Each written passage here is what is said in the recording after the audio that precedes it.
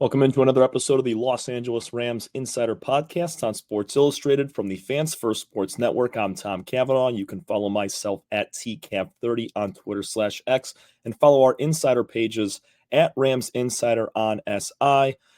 Today we're going to be talking about some final predictions for the Los Angeles Rams facing the New Orleans Saints on the road this weekend. And then also we're going to look at the Saints defense, who this Rams team is going to have to go up against. So today's Friday, November 29th. Hope everybody had a nice Thanksgiving. We're going to get into final predictions here for the Rams. I see this score finishing out at 21-23, an 8-point win for the Rams.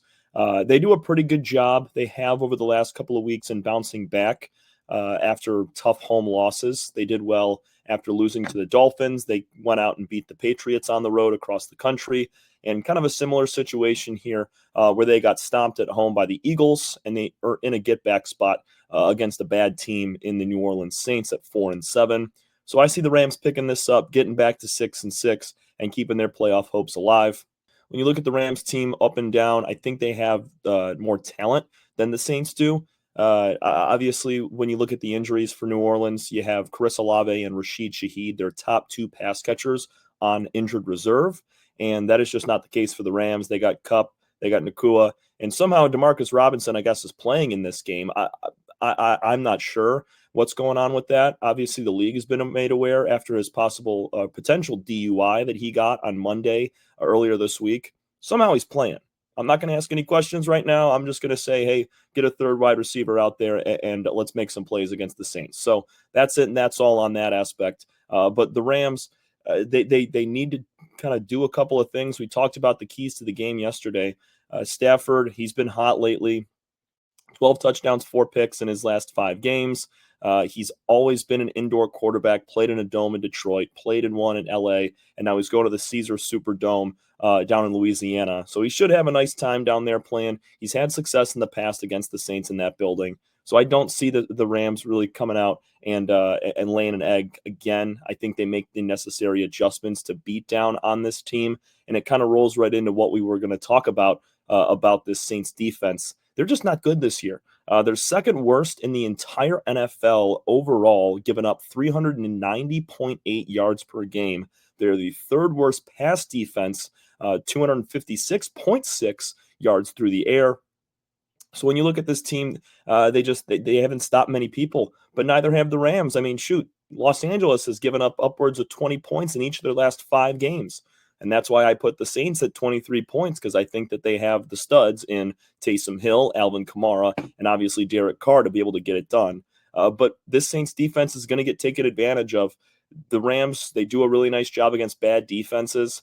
Obviously, the Eagles weren't that. The Dolphins, they were on a 3-game winning streak, starting with the Rams a few weeks ago, who have a very sound defense. So very different from what they had played in the past and lost to.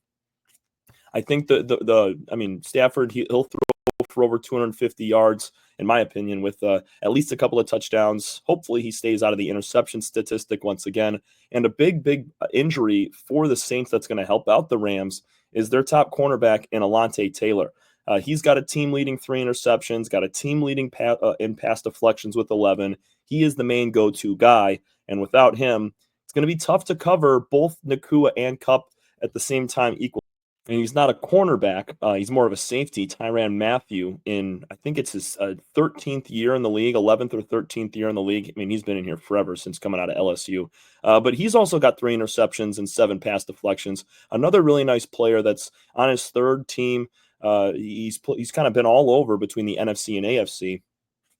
Tyrann's going to cause some issues in the secondary. He's really the only one, when you look up and down the stat sheet, that really pops some eyebrows. I think that he'll be able to make a couple plays here and there, but because he's not glued onto Kupp and Nacua, they're going to try to stay away from him as much as possible and try to target whoever the weaker cornerback is on those 2 guys. So if Stafford's able to stay clean and avoid getting sacked, he was sacked 5 times last week by the Eagles, sacked 4 times a couple weeks ago against the Dolphins.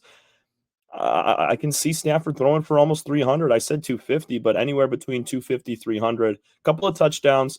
Get the ground game going with Kyren Williams. We talked earlier this week about how he has struggled to hold on to the football. He needs to do that in this game, kind of reinvigorate the confidence in his group. in his coaching staff that he's going to be able to get a lot of carries. You might see a little bit more of Blake Corum this week as well, just to kind of dabble him in towards the end of the year.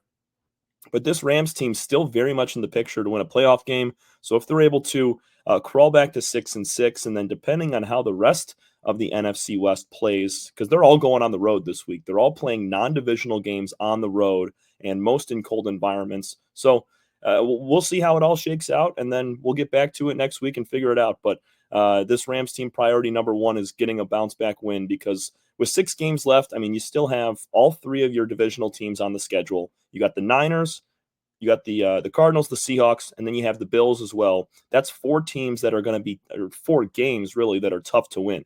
And then the other 2, you got the Saints and the Jets. Those are must-win ball games. You can't lose those if you want to go to the playoffs. And this team needs to put together a run, much like they did last year, of winning 7 of their last 8 games to sneak into a wild card spot against Detroit.